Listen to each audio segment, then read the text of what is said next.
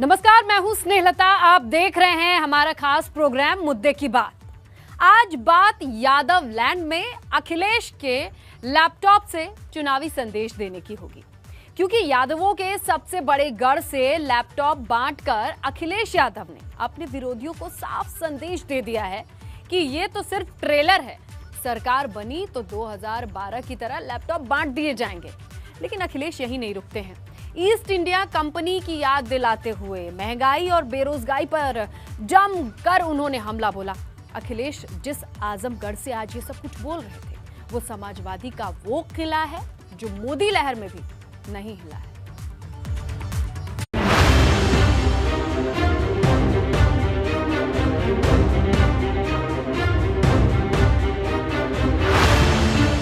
Yadav land में अखिलेश विरोधियों को दो टूक संदेश।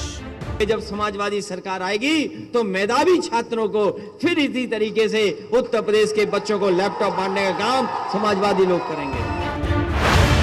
एमवाई गढ़ में अखिलेश का सबसे बड़ा ट्रेलर। अखिलेश का लैपटॉप दांव, क्या जनता में बढ़ेगा साइकिल का भाव? 2022 की लड़ाई अखिलेश ने ईस्ट इंडिया कंपनी की याद दिलाई। एक्सप्रेसवे पर सियासत धुआंधार, आजमगढ़ से अखिलेश की हुंकार।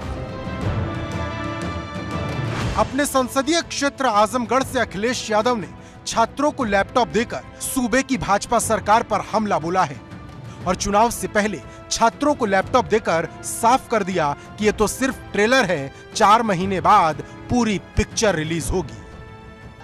समाजवादी लैपटॉप खोलेंगे हमारे बाबा मुख्यमंत्री जी तो उन्हें दिखाई दे जाएगा कि कौन आ रहा है,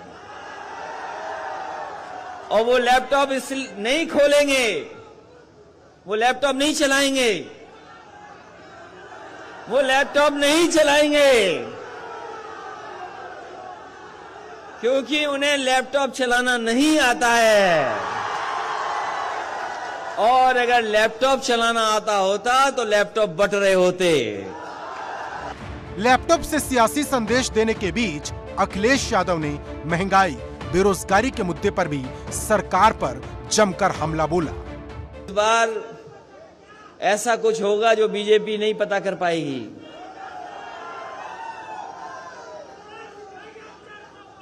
खदेड़ा होगा ही होगा, लेकिन उसके साथ सफाया भी होगा भारतीय जनता पार्टी का। बताओ सफाया करोगे कि नहीं करोगे? और सफाया इसलिए करना है बेरोजगार नौजवानों, आपकी नौकरी का इन्होंने सफाया किया है, नौकरियां नहीं है, रोजगार नहीं है। न जाने कितने लोगों ने जान निछावर कर दी, न जाने कितने लोग शहीद हो गए, तब जाकर के ईस्ट इंडिया कंपनी और ब्रिटिश हुकूमत से हमें आजादी मिली। सोचो, अगर एक कानून से कंपनी सरकार बन सकती है तो भारतीय जनता पार्टी में जो कानून पास हो रहे हैं, धीमे धीमे सब कुछ कंपनियों को दिया जा रहा है। और हो सकता है कि एक दिन ऐसा आए कि सरकार भी कंपनी चलाए, सरकार हमारे आपके हाथ में नहीं बचेगी। बैठक से नहीं होगा, ये भारत सरकार को तय करना चाहिए। उत्तर प्रदेश की डबल इंजन की जो सरकारें, उन्हें डीजल पेट्रोल सस्ता करना चाहिए, ये सरकार में उनकी जिम्मेदारी बनती है। और केवल ये नहीं, डीजल पेट्रोल से आखिरकार किसको मुनाफा दे रहे हैं, किसको लाभ पहुंचा रहे हैं? जिस समय क्रूड ऑयल अंतर्राष्ट्रीय बाजार में सस्ता था, उस समय भी डीजल पेट्रोल महंगा था। आज क्या कारण है कि भारतीय जनता पार्टी को डीजल पेट्रोल की कीमत नहीं रोक पा रहे? आजमगढ़ समाजवादी पार्टी का सबसे मजबूत किला है जो मोदी लहर में भी नहीं हिला था। यही वजह है कि आजमगढ़ भाजपा के लिए सबसे बड़ी चुनौती है। यहाँ की 10 विधानसभा सीटें पूर्वांचल की दिशा और दशा तय करने में सबसे ज्यादा अहम है। बात 2017 की करें तो यहाँ भाजपा की प्रचंड लहर के बाद भी सपा ने 5 सीटों पर कब्जा जमाया, जबकि 4 पर बसपा और 1 सीट पर सिर्फ भाजपा रही। यहाँ यादव और मुस्लिम वोटर्स का मजबूत गठजोड़ है। इसे इस बात से समझा जा सकता है कि 20 लाख वोटर में से 3.5 लाख यादव और 3 लाख से ज्यादा मुस्लिम हैं। यही वजह है कि सपा यहाँ जीतती रही है। आजमगढ़ में 19 बार लोकसभा के चुनाव हुए, जिसमें से 13 बार यादव समाज से ही सांसद बने। वक्त के साथ सपा और ज्यादा मजबूत हुई, क्योंकि 2014 में मुलायम सिंह यादव जब इस सीट से जीते तो उन्हें 35% वोट मिले, लेकिन 2019 में जब अखिलेश यादव ने चुनाव लड़ा तो उन्हें 60% से ज्यादा वोट मिले। मतलब चुनाव दर चुनाव इस सीट पर सपा मजबूत हुई। और जब अखिलेश 2022 की हुंकार भर रहे हैं तो आजमगढ़ को बेस कैंप बनाकर भाजपा पर सीधा हमला बोल रहे हैं। और भाजपा के लिए अखिलेश के हमले का जवाब देना किसी चुनौती से कम नहीं है, क्योंकि भाजपा इस सीट को सिर्फ रमाकांत यादव के सहारे 2009 में जीत पाई थी। ऐसे में सवाल बड़ा है कि क्या 2022 की जंग में भाजपा अखिलेश को उनके सबसे बड़े किले में चुनौती दे पाएगी। Bureau report, ABP Ganga. UP की चढ़ाई, इसकी बात करते हैं। घनघोर हुई लड़ाई, क्योंकि जैसे जैसे वक्त बीत रहा है यूपी में सियासी हमले तेज होते जा रहे हैं। सपा और भाजपा एक दूसरे पर निशाना साध रहे हैं, लेकिन अब ये हमले व्यक्तिगत यानी पर्सनल होते दिखाई दे रहे हैं। अखिलेश यादव योगी पर तो योगी अखिलेश पर हमला बोल रहे हैं। अब इस निजी हमलों से यूपी का सियासी पारा आप चढ़ता हुआ साफ देख सकते हैं।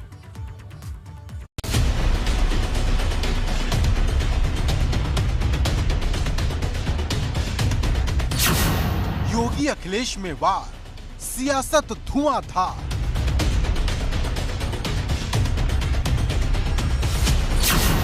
चुनावी जंग में पर्सनल अटैक। देश के सबसे बड़े सूबे में सबसे बड़ी जंग के लिए राजनीतिक दलों ने पूरी ताकत लगा दी है।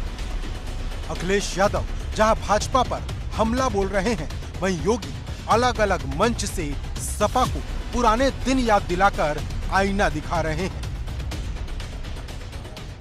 ना भी इंतजाम किया है। ये हमारे नौजवान हैं, हमारी बहनें हैं जो पढ़ लिख करके कुछ करना चाहती हैं, लेकिन जो जिस तरीके का देश को बेचने का काम किया है, अब न नौकरी है न रोजगार है। इस सरकार की जो गलत नीतियां हैं उससे हमारे नौजवानों के सपने पूरे नहीं हो सकते। ये दुनिया में कहीं इतनी बेरोजगारी नहीं है, दुनिया में इतनी कहीं गरीबी नहीं है। जो देश हमारे बराबर आजाद हुए न जाने कहां से कहां पहुंच गए हैं, और हम देखो कहां के कहां रह गए। इसलिए सोचना होगा कि कौन लोग सरकार बनाएं। पहले सरकारें अपने लिए जीती थी, अपने परिवार के लिए जीती थी। उनको समाज से कोई लेना देना नहीं था, आस्था से कोई लेना देना नहीं था, व्यापारियों से कोई लेना देना नहीं था, गरीबों से कोई लेना देना नहीं था, किसानों से कोई लेना देना नहीं था। केवल अपने और अपने परिवार के लिए और अपनी जाति के लिए वे लोग केवल अपना जीवन यापन कर रहे थे, लूट खसोट करते थे, योजनाओं का लाभ केवल उन लोगों तक पहुंचाते थे। लेकिन आज ऐसा नहीं है। लेकिन जैसे जैसे चुनाव नजदीक आ रहा है, राजनीतिक दलों के हमले निजी होते जा रहे हैं। एक विज्ञापन चला सपा का कि मैं आ रहा हूं, और वहां पे समाजवादी पार्टी के एक पदाधिकारी ने वहां 8 लोगों का अपहरण करके जबरदस्ती वसूली करना शुरू कर दिया। तो लोगों ने कहा, अरे क्या विज्ञापन का मतलब यही है?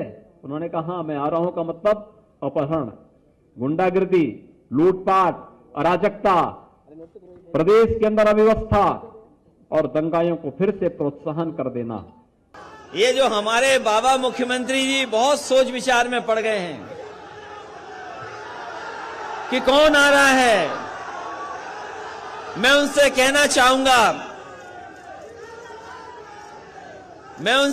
चाहूंगा कि इस बार उत्तर प्रदेश की जनता ने तय किया है, और 24 करोड़ लोगों ने यह तय किया है कि जिनसे आपने झूठा वादा किया था, वो झूठे वादे को हटाने वाले लोग एक बार उत्तर प्रदेश से भारतीय जनता पार्टी का सफाया करके रहेंगे। जुबानी जंग में कोई किसी से कम नहीं दिखना चाहता। पिछली सरकारों के पास सोच थी नहीं। इस सोच को व्यवहारिक धरातल पर उतारने के लिए फुर्सत नहीं थी। जब प्रदेश का मुख्यमंत्री 12 बजे सो करके उठेगा, कैसे उम्मीद करते हैं कि वो जनता के बारे में क्या सोच पाएगा? समाज की कोई जानकारी उसको नहीं होगी, व्यवहारिक जानकारी नहीं होगी, कैसे उम्मीद करते हैं पेशेवर दंगाई और अपराधियों को का सरपरस्त जब प्रदेश सरकार बन जाएगी, कैसे उम्मीद करते हैं किसी को सुरक्षा मिल पाएगी? अंतर साफ है। अगर मापदंड से काम होता और जिस तरीके से समाजवादी सरकार सड़क बना रही थी, तो आपके इस सड़क का डिवाइडर चौड़ा होता, 12 मीटर होता। लेकिन बाबा जी ने कभी सड़क तो बनाई नहीं, हाथ में कुछ और थामा, जिसके कारण 12 मीटर का डिवाइडर छोटा हो गया। बड़ा सवाल यह है कि यह हाल अब है तो चुनाव में क्या होगा, क्योंकि 2017 का चुनाव गवाह है जब कब्रिस्तान से लेकर शमशान जैसे बयान जमकर गूंजे थे। गांव में अगर कब्रिस्तान बनता है तो गांव में स्मशान भी बनना चाहिए। अगर रमजान में बिजली मिलती है तो दिवाली में भी बिजली मिलनी चाहिए। ये देश के सबसे बड़े सूबे की लड़ाई है। इसे जीतने के लिए कोई भी पार्टी कोई कसर नहीं छोड़ना चाहती, फिर चाहे इसके लिए पर्सनल अटैक ही क्यों ना करना पड़े। और भाजपा को ऐसे बयान, ऐसे अटैक हमेशा पसंद आते रहे हैं। लेकिन मुश्किल अखिलेश यादव के लिए है, क्या वो भाजपा को इस मोर्चे पर चुनौती दे पाएंगे? क्योंकि अभी उनकी लड़ाई सिर्फ सीएम योगी से हो रही है, लेकिन तब क्या होगा जब पीएम मोदी और गृह मंत्री अमित शाह भी मैदान में होंगे। Bureau report, ABP Ganga. तो यूपी दौरे पर शाह, किसे शह किसे मात की, इसकी बात करेंगे, क्योंकि अब यूपी की जमीनी हकीकत को समझने के लिए और भाजपा की रणनीति को धार देने के लिए गृह मंत्री अमित शाह यूपी दौरे पर आ रहे हैं। शाह का ये दौरा विरोधी खेमे में हलचल बढ़ाएगा, वहीं उन विधायकों की धड़कन बढ़ सी जाएगी जिसके परफॉर्मेंस की रिपोर्ट ठीक सी नहीं है।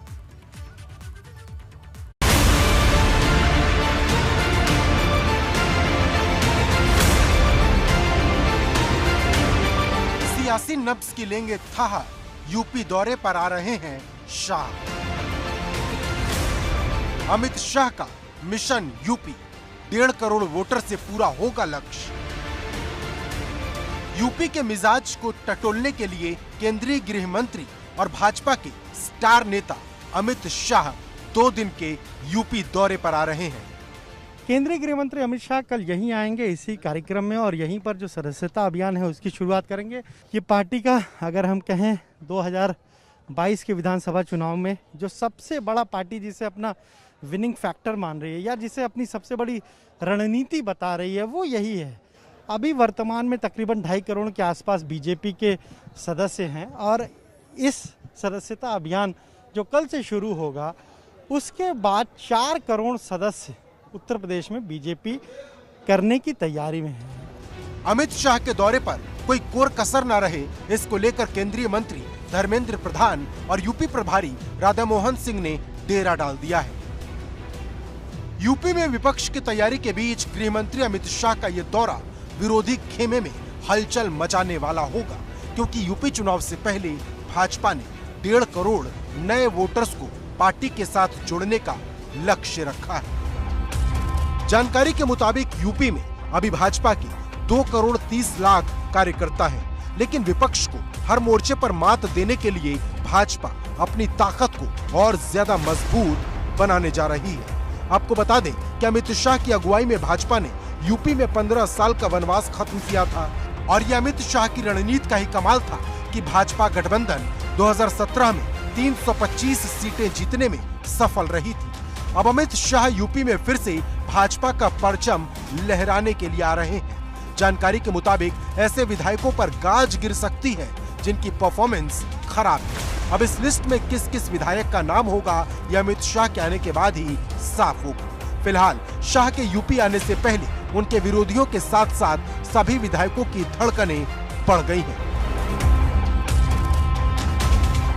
लखनऊ से अनुभव शुक्ला, एबीपी गंगा। प्रियंका गांधी के पूर्वांचल प्लान दोबारा की, क्योंकि प्रियंका गांधी मिशन पूर्वांचल को फतेह करने के लिए यूपी आ गई हैं। 31 अक्टूबर को प्रियंका सीएम योगी के गढ़ उन 8 प्रतिज्ञाओं को पूरा करने की सौगंध लेंगी जो उन्होंने यूपी में ली है। की राष्ट्रीय महासचिव और उत्तर प्रदेश प्रभारी प्रियंका गांधी वाड्रा आज एक बार फिर से लखनऊ में हैं और एक और रैली की तैयारी चल रही है। प्रियंका जी गोरखपुर में रैली करने जा रहे हैं। वाराणसी में रैली सबने देखी, अब गोरखपुर की तैयारी जी कैसी रहेगी वो रैली? कौन कौन सा? अच्छी रहेगी, आप देखिए, आइए वहाँ। आशा तो ये है कि अच्छी रहेगी। पूरे उत्तर प्रदेश में करनी है।